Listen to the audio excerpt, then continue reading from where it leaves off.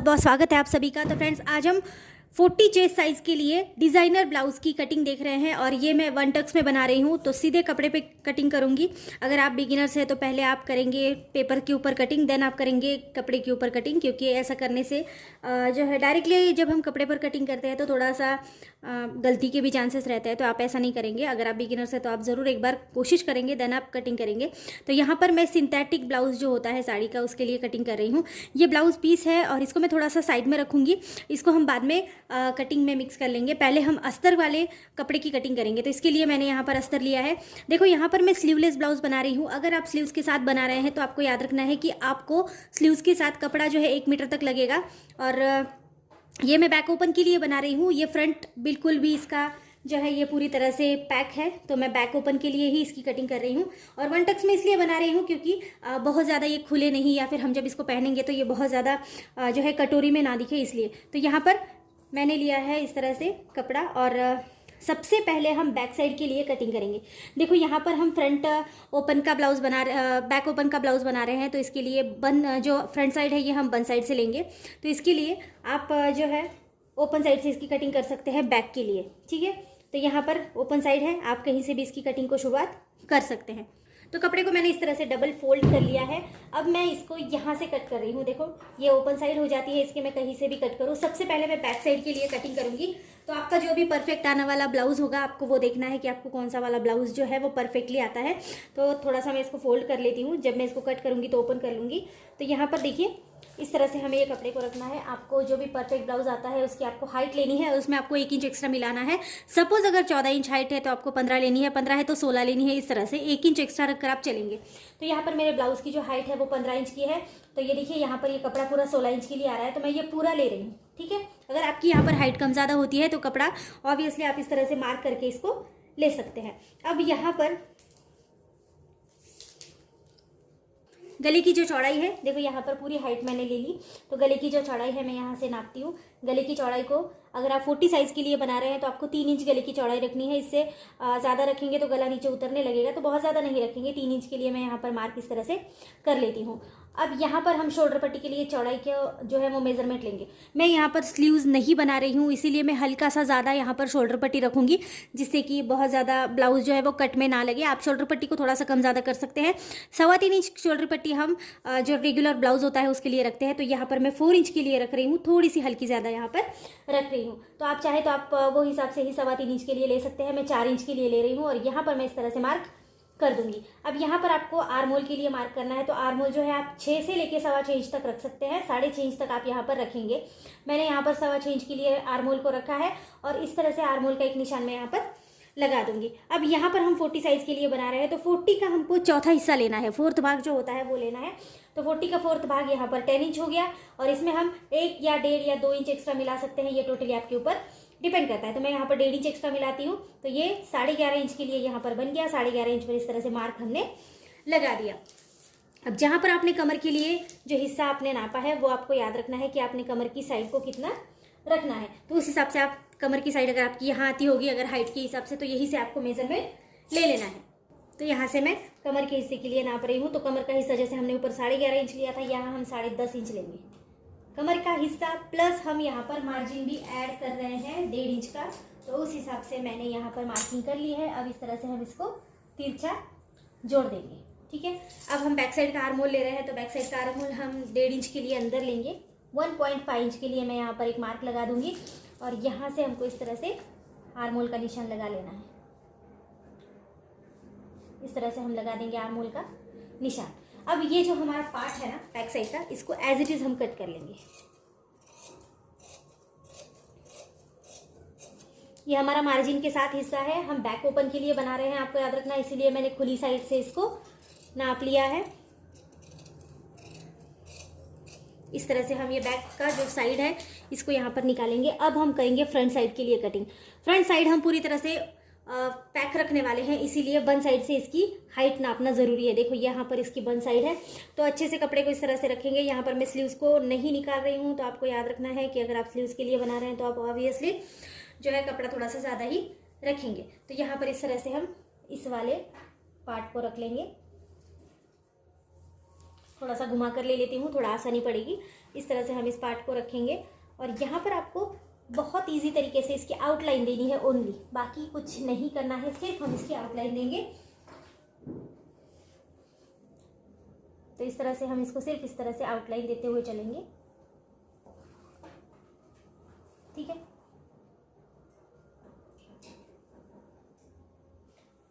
अगर आपको ब्लाउज नीचे उतरने का प्रॉब्लम या ये वो होगा तो यहाँ पर आप 1/2 इंच का डिस्टेंस देंगे इस तरह से, और इस डिस्टेंस को आपको यहाँ पर जोड़ना है तिरछा, ठीक है। तो बैक साइड में मैंने वो नहीं दिखाया है, तो आप याद रखिए कि आपको इस तरह से करना है और फिर आप ये कटिंग जो है हल्के से कर लेंगे। सेम यही तरीका आप फ्रंट साइड में भी यूज़ करेंगे, तो इस तरह से आप कटिंग कर लेंगे। अब फ्रंट साइड के लिए हमने यहाँ पर इस तरह से आउटलाइन दे दी है बैक साइड की। अब फ्रंट साइड के लिए कटिंग करते हैं। तो देखो यहाँ पर गले की चौड़ाई जो है हम यहाँ पर 3 इंच के लिए रखते हैं, ठीक है। जैसे हमने बैक साइड के लिए रखा है सेम वही तरीका है। 4 इंच के लिए शोल्डर पट्टी की चौड़ाई रखेंगे। आर्म होल हमने जैसे 6.25 इंच के लिए रखा था, तो सेम तरीका है वही हम यहाँ पर रख लेंगे। तो यहाँ पर मैं इसको जोड़ देती हूँ अच्छे से, क्योंकि यहाँ पर हमको आर्म होल अभी मेजरमेंट लेना बाकी है फ्रंट साइड के लिए। तो यहाँ पर जैसे हमने बैक साइड के लिए 1.5 इंच का आर्म होल लिया था, यहाँ पर हम 1 या 1.25 इंच का आर्म होल लेंगे और यहाँ पर इस तरह से मार्क कर देंगे।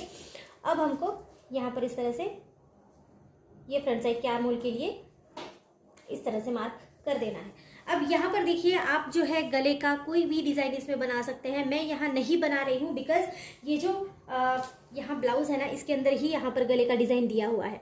तो जब मैं इसकी स्टिचिंग करूँगी तो सेम यही तरीके से मैं गला इसमें ले लूँगी फ्रंट साइड के लिए, ठीक है। तो आप इसकी स्टिचिंग ज़रूर देखिएगा, वहाँ पर मैं आपको इसकी स्टिचिंग बताऊँगी कि आपको कैसे गले में अच्छे से इसकी ये जो लाइन है वो ड्रॉ कर लेनी है। तो यहाँ पर मैं किसी भी इसके लिए ड्रॉ नहीं कर रही हूँ। वैसे मैं बता देती हूँ आपको कि आपको कैसे करना है। तो ऊपर जैसे आपने 3 इंच का लिया है ना गले के लिए चौड़ाई, और गहराई आप लेंगे यहाँ पर 7 इंच के लिए।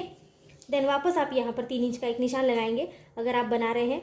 तो यहाँ पर इस तरह से एक बॉक्स पैटर्न को आप रेडी कर लेंगे, ठीक है। अब यहाँ पर आप कोई भी गले का शेप दे सकते हैं, जैसे ऐसे, जैसे ये ब्लाउज में ऐसा लिखा है तो मैंने ऐसा ही देने का सोचा है। तो मैं वो बाद में कर लूँगी, अभी मैं इसकी कटिंग भी नहीं करने वाली हूँ। तो आप ऐसा कोई भी शेप इसमें दे सकते हैं। अभी जो हम बना रहे हैं ये हम बना रहे हैं 1 टक्स के लिए। एक ही टक्स इसमें लगेगा, बहुत प्यारा लगता है। आप कोई भी साड़ी में अगर ट्रांसपेरेंट साड़ी भी वेयर कर रहे हैं तो बहुत अच्छा लगता है, कोई प्रॉब्लम इसमें नहीं होता है। तो 1 टक्स के लिए बना रहे हैं। तो अब यहाँ से हम मेजरमेंट लेंगे 4.5 इंच के लिए, 4.5 इंच के लिए मैं यहाँ पर मार्क कर रही हूँ, ठीक है। किसी भी तरह की क्रॉस पट्टी, साइड पट्टी इसमें कुछ भी नहीं है, ये आपको याद रखना है।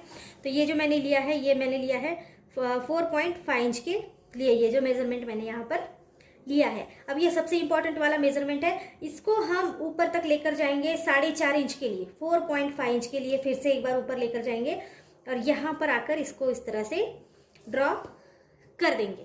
अब फ्रेंड्स यहाँ पर मैं 40 साइज़ के लिए बना रही, तो ऑब्वियसली थोड़ा सा बड़ा साइज़ हो जाएगा। जैसे 28, 32 ऐसे थोड़ा सा कम साइज़ होता है, लेकिन 40 थोड़ा सा प्लस साइज़ में भी आ जाता है। तो आप क्या करेंगे कि यहाँ पर जो टक्स लगेगा ये सबसे बड़ा वाला टक्स होगा, इसको आप लगाएंगे पूरा 3 इंच के लिए। 3 इंच का टक्स लगाएंगे। तो 3 इंच के लिए देखो आप इस तरह से टेप को फोल्ड करेंगे और यहाँ पर ये इसका आता है सेंटर पॉइंट 1.5 इंच का, ठीक है। तो 1.5 इंच का जो मार्क है यहाँ पर रखेंगे, यहाँ पर एक ड्रॉ करेंगे लाइन, यहाँ पर एक ड्रॉ करेंगे, ठीक है। अब यहाँ पर किसी भी तरह की क्रॉस पट्टी, साइड पट्टी नहीं है, तो टक्स का बहुत अच्छा ख्याल रखना ज़रूरी है, क्योंकि टक्स छोटा हो जाएगा तो आपकी चेस्ट साइज दब जाएगी। तो इसीलिए आप थोड़ा सा बड़ा इसमें टक्स रखेंगे तो आपकी चेस्ट साइज खुल के आएगी, ठीक है। तो यहाँ पर मैंने 3 इंच का टक्स रखा है। आप थोड़ा कम ज़्यादा भी कर सकते हैं, कोई इश्यू इसमें नहीं होता है। अब देखो यहाँ पर आपने जो भी मेजरमेंट लिया है उसको आपको आगे लेना बहुत ज़्यादा ज़रूरी है। तो आप यहाँ पर ये वाला मेजरमेंट आगे ले लेंगे 3 इंच का। आप यहाँ पर जितना भी ले रहे हैं ना उतना आपको यहाँ पर बढ़ाना बहुत ज़रूरी है। तो मैंने यहाँ पर 3 इंच का ले लिया। यहाँ पर भी मैं थोड़ा सा एक्स्ट्रा ले लेती हूँ, हमारी सिलाई में भी मार्जिन रहेगा, तो इसलिए 1 इंच, 1 या 1.5 इंच को एक्स्ट्रा आप रख कर ले लेंगे थोड़ा सा, और इसको इस तरह से बढ़ाते हुए यहाँ पर जोड़ देंगे।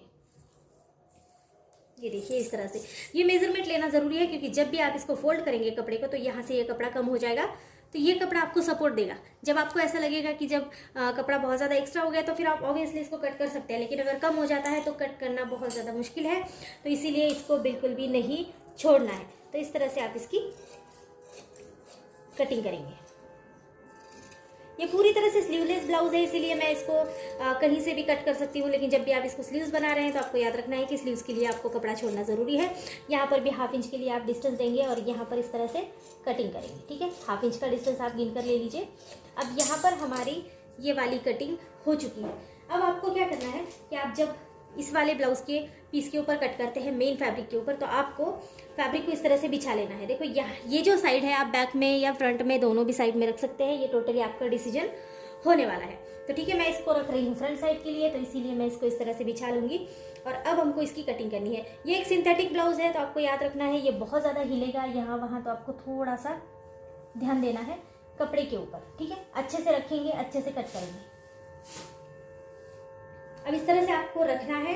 अब आप इसको बिछा देंगे कुछ इस तरह से, ठीक है। ये देखिए इस तरह से। अब आपको इसको कटिंग करते वक्त याद रखना है सभी साइड से कपड़े को अच्छे से छोड़ते हुए कट करेंगे। नॉर्मली हम जब कटिंग करते हैं तो इस तरह से कपड़े को यहाँ वहाँ ले लेते हैं, लेकिन ये थोड़ा सा सिंथेटिक ब्लाउज है, थोड़ी सी परेशानी यहाँ पर होगी आपको। तो आप क्या करेंगे, इस तरह से इसको बिछाएंगे और अब आप इसकी कटिंग करेंगे। सभी साइड से थोड़ा थोड़ा सा कपड़ा छोड़ते हुए चलेंगे, देन करेंगे आप इसकी कटिंग। अब यहाँ से भी इसका थोड़ा सा मार्जिन कम हो रहा है, तो मैं यहाँ पर कपड़े को थोड़ा सा यहाँ वहाँ एडजस्ट कर लूँगी। ये देखिए यहाँ पर बिल्कुल भी इन्होंने कपड़ा नहीं रखा है और कपड़ा जो है ज़्यादा इस वाली साइड से है, लेकिन इस वाली साइड से कम कपड़ा है। तो उसी हिसाब से मैं अच्छे से इसको पहले बिछा लेती हूँ, देन फिर सोचते हैं कि इसको कटिंग करेंगे थोड़ा थोड़ा सा कपड़ा एक्स्ट्रा रखते हुए।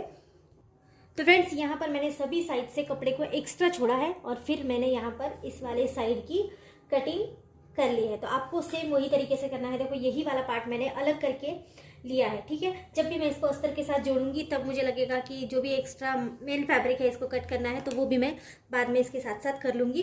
पहले मैं इसको अच्छे से जोड़ लूँगी, क्योंकि ये सिंथेटिक कपड़ा है, ये बहुत ज़्यादा यहाँ वहाँ हिलता है, फैलता है, तो हमको कहीं कपड़ा कम ना हो, इसीलिए मैंने इसको एक्स्ट्रा मार्जिन के साथ लिया हुआ है। ये देखिए इस तरह से, ठीक है। तो आप इसी तरह से इसको लेंगे और बाद में आप इसके आगे की गले की कटिंग कर सकते हैं। जैसे हम बैक में कटिंग करते हैं ना, सेम वही तरीके से आप आगे की गले की कटिंग इसकी बाद में ही करेंगे। इसकी स्टिचिंग आप ज़रूर देखिएगा। और जो हमारा ये बैक साइड है, अब बैक साइड को जो हमको है ओपन रखना है, तो इसीलिए हम इसको किसी भी साइड से इस तरह से बिछा कर ले सकते हैं। तो आप इस तरह से इसको बिछाएंगे, डबल फोल्ड रखेंगे कपड़े को, देन हम यहाँ से बैक साइड के लिए कटिंग करेंगे, ठीक है। आप चाहे तो आप ये डिज़ाइन जो भी नीचे आ रही है, इसको अगर आप स्लीव्स में नहीं लगाना चाहते हैं कहीं पर, तो आप इसको बाद में कट करके ले सकते हैं या फिर कहीं पर ज्वाइन कर सकते हैं बैक साइड में। तो मैं इसको अलग से बाद में ज्वाइन कर लूँगी बैक साइड के लिए। तब तक के लिए मैं यहाँ पर इस तरह से इस पार्ट को रखती हूँ और जो भी इस तरह से आपको, जैसे हमने फ्रंट साइड के लिए एक्स्ट्रा मार्जिन रख के कटिंग करी है, सेम वही तरीके से यहाँ पर कटिंग कर लेती हूँ। देखो थोड़ा थोड़ा कपड़ा एक्स्ट्रा रखना ज़रूरी है। ये सिंथेटिक कपड़ा है, ये वहाँ आपका बहुत ज़्यादा हिलेगा, तो आपको याद रखना है कि आपको कपड़ा एक्स्ट्रा ज़रूर रखना है। बाद में आप फिर एक्स्ट्रा कपड़े को कट भी कर सकते हैं, लेकिन पहले एक्स्ट्रा रखना ज़रूरी है। तो ये हमारी बैक साइड के लिए भी कटिंग हो चुकी है। अगर आपको स्लीव्स की कटिंग चाहिए तो आप एक बार मेरे चैनल पर जाकर देख सकते हैं, वहाँ पर मैंने स्लीव्स के लिए भी आपको कटिंग अच्छे से बताई है। तो वहाँ पर आप देख सकते हैं कि स्लीव्स के लिए पैटर्न्स भी मैंने बहुत अच्छे अच्छे वहाँ पर अपलोड करे हैं, तो आप वहाँ पर जाकर एक बार देख सकते हैं। तो आज की वीडियो अगर आपको अच्छी लगती है तो चैनल को लाइक शेयर सब्सक्राइब करना, इसकी स्टिचिंग ज़रूर देखना। वहाँ पर मैं आपको स्लीवलेस ब्लाउज़ की एकदम ईजी तरीके से कटिंग और स्टिचिंग जो है वो बता दूँगी। सो फ्रेंड्स, आज की वीडियो अच्छी लगती है तो चैनल को लाइक कीजिए, शेयर कीजिए, सब्सक्राइब जरूर कर लेना। So thank you friends video को पूरा देखने के लिए। Thank you so much.